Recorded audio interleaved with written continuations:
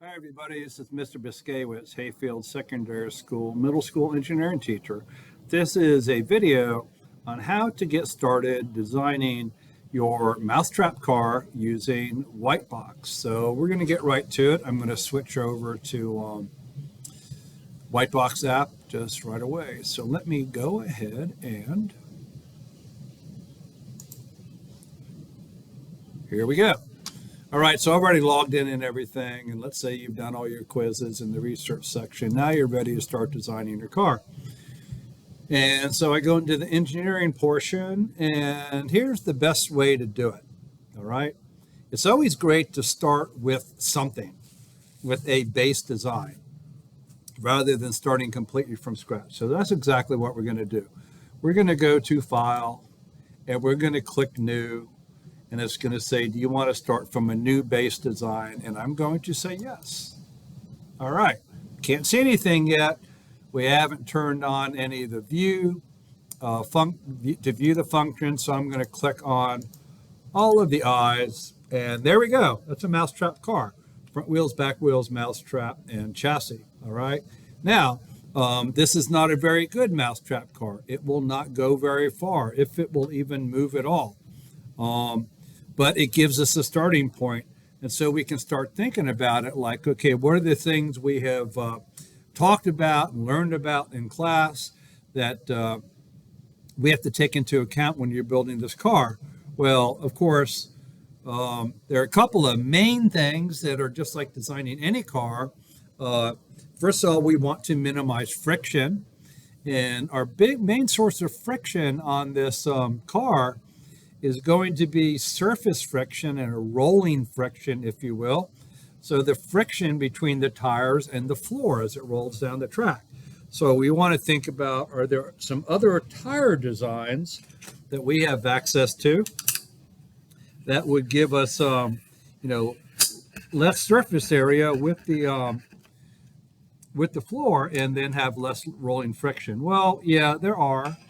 And so let's look at that front axle, for example. So I'm just going to click on that, and it gives us some choices about some different wheels. And so one of the things we saw in the videos that we've seen, Mousetrap cars almost always have CDs for wheels, compact discs.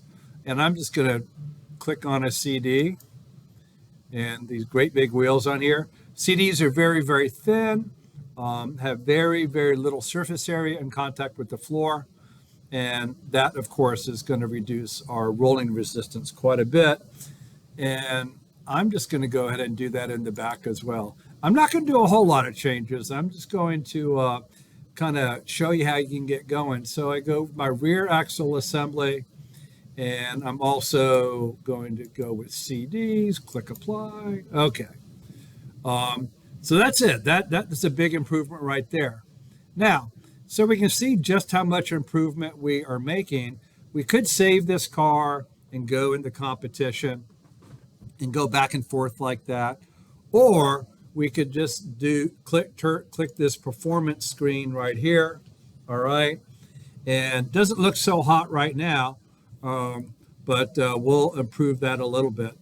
So the other source of friction we have with the wheels is, I'm going to kind of move this out of my way, is the axles. So those axles are just going straight through the car, straight through the wood. There's no bushing between the wooden chassis of the car and the axle, so that axle is rubbing right on that wood.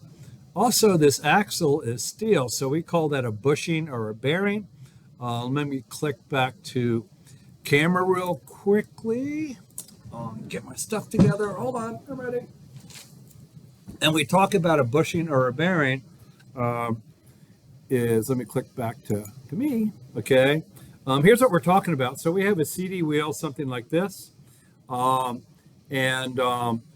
This is the wheel we have to use for the CDs. It's really big fat wheel.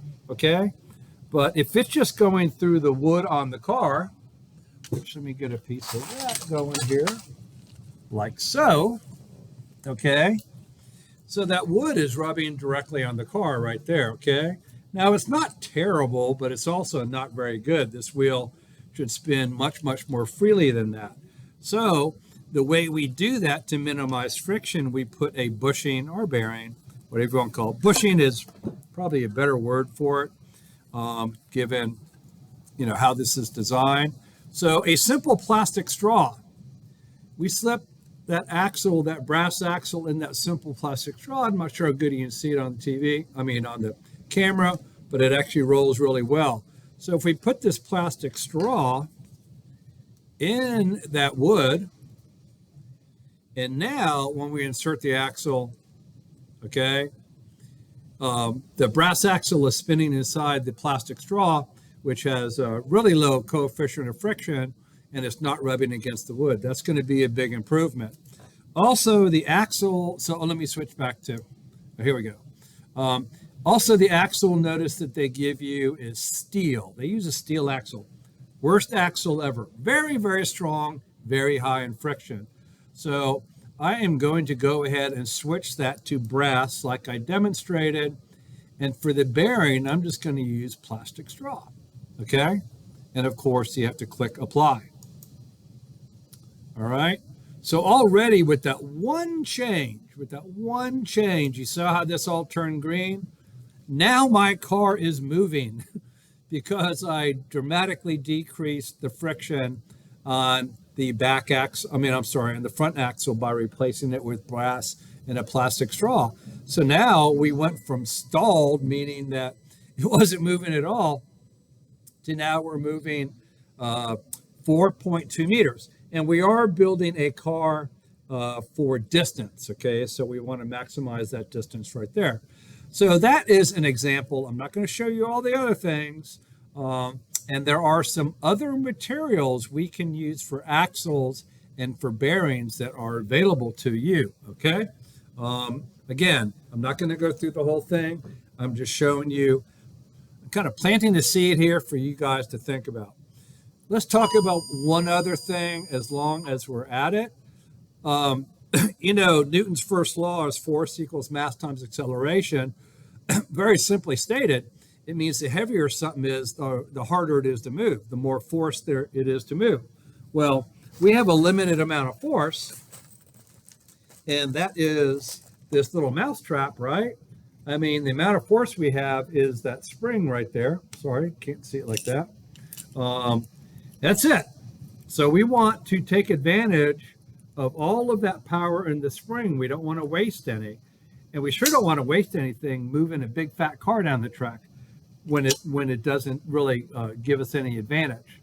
So what can we do about that? Well, the first place we can start is we just go to the chassis. So what a chassis is, a chassis on like a real car or a machine, tractors, buses, trucks, it basically is a metal structure. It's almost always metal. And it kind of bolts everything together, holds everything together. So in this case, our chassis are these wooden rails running down the length of it. And, that's what the axle's attached to. That's what our mousetrap attached to, which you can think of as our engine. But does it need to be that long? Well, it is the full length right now. And maybe it doesn't need to be that long. Depends on what kit you're using. Some of the kits you're using, you're not going to be able to make it any shorter than what's here. That's something that hold on, I had to turn my back for a second and get a ruler. Here we go, I'm back. So if you're using the Little Mo kit, the Little Mo kit is 200 millimeters. Okay, so this is already too big. Okay, so we've got to take that down to 200. That's for the Little Mo kit. All right, click apply. All right, that's what your Little Mo looks like. It's kind of little. That's why it's called the Little Mo. Let's turn the performance back on. See if that helped a little bit. Yeah, it did. We went from 4 point something up to 6 point something just by making the chassis smaller. Now, let's say we're using a bigger kit. And let me show you one of those really quickly.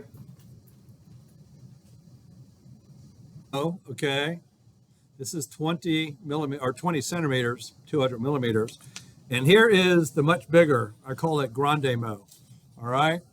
And this one comes in at, oh, it's pretty big. Let's see, there's 38 millimeters, centimeters.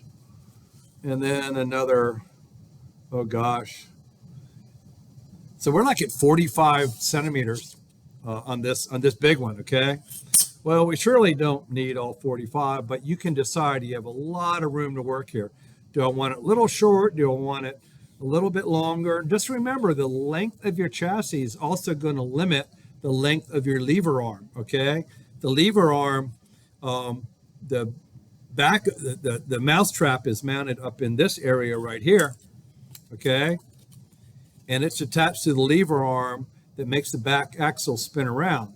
So if I make my car too small, okay, my lever arm is really, really short, I have very, very little mechanical advantage, okay? Now, on the other end, if I had it way out here and made this super, super long lever arm from one end to the other, had tons of mechanical advantage, but is that the right amount of mechanical advantage? So it's probably somewhere in between here, okay?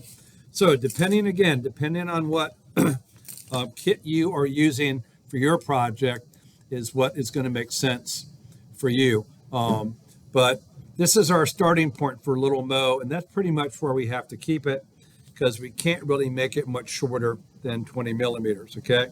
The big Grande Mo, again, talk to your instructor and they will tell you what your parameters are for that. So there we go with that, and that did make it longer. So other areas we want to look at our rear axle. Can we reduce friction on our rear axle? And then we also want to look at, of course, the length of our axles. I'm going to show you something here real quickly. See how long our axles are? Do they really have to be that wide? Let me get this out of the way. Do they really have to stick out from the car that wide? Nah, maybe not. Is a longer axle going to weigh more than a shorter axle, an axle that is just long enough? Sure is, okay? So again, which is going to weigh more, a longer axle or shorter axle?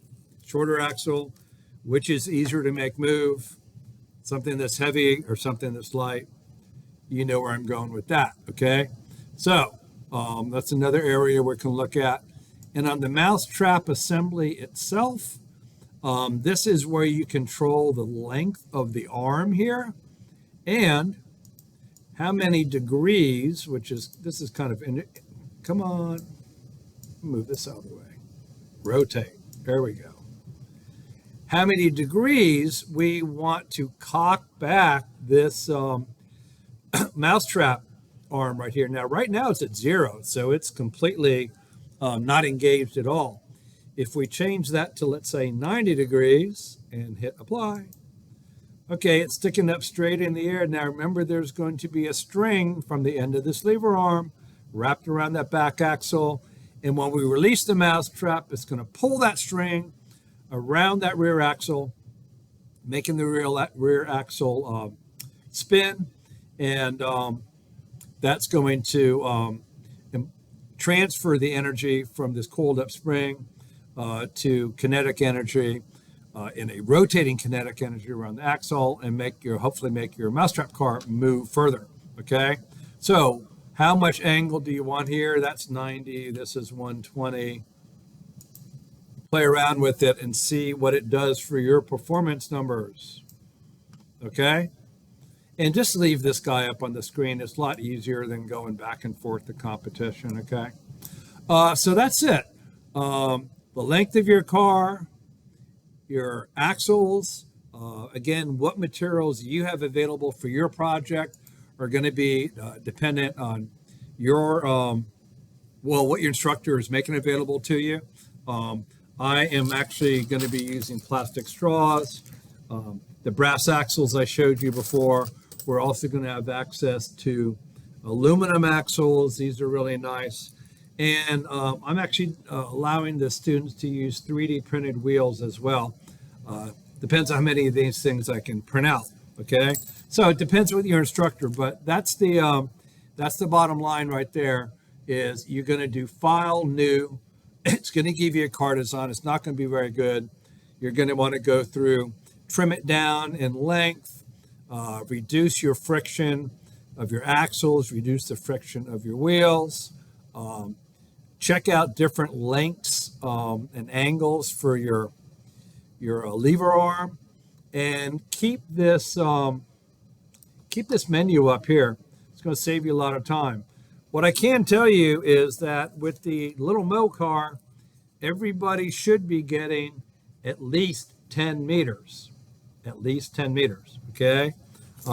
This one, we also should be getting at least 10 meters. This one can be cut down quite a bit.